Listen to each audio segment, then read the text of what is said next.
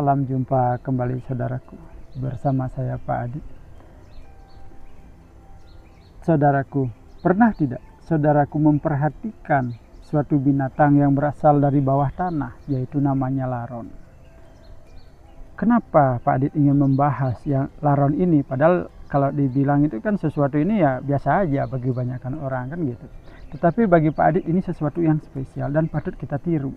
Kenapa? Coba kita perhatikan. Laron ini dia hidup di bawah tanah, dan pada suatu hari dia ini memiliki sayap. Sayap ini dia gunakan keluar terbang dari sarangnya menuju cahaya.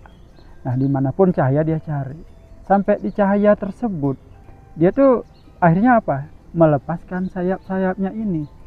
Setelah sayapnya dilepas, dia akan kembali berlomba-lomba menuju sarangnya, menuju dari mana mereka berasal. Nah, kenapa mereka kembali seperti itu?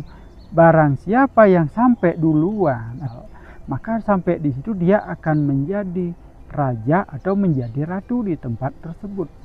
Itulah. Dengan kata lain, sesungguhnya sayap yang dia gunakan untuk mencari cahaya ini itu hanyalah sarana saja. Padahal sesungguhnya dia sedang mencari jati diri lewat sayembara tersebut. Gitu. Nah, lalu apa hubungannya dengan kita sebagai manusia dalam dunia ini? Kita juga sebenarnya sedang bersayembara, saudaraku. Kita lahir, kita berasal dari tempat yang sama. Turun ke dunia ini, kita sampai di sini, kita berlomba-lomba mencari tempat dari mana kita berasal. Gitu loh.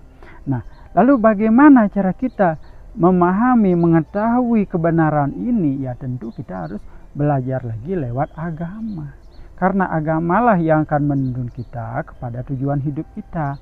Apa tujuan hidup kita? Yaitu untuk mencapai moksa. Kenapa kita harus moksa?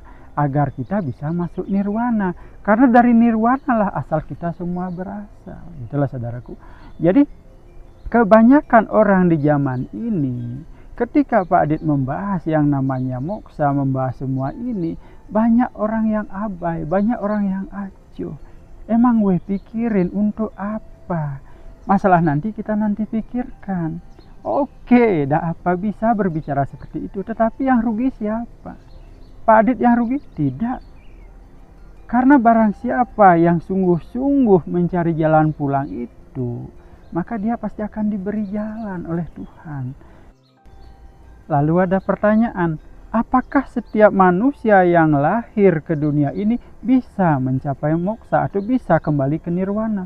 Jawabannya bisa. Masalahnya kembali lagi kepada diri kita. Itu tergantung diri Anda, tergantung diri kita. Itulah. Seberapa sungguhnya kita mencari jati diri, seberapa dalam kita mengenali jati diri kita.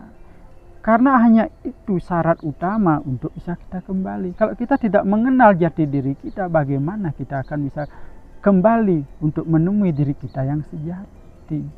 Coba renungkan itu.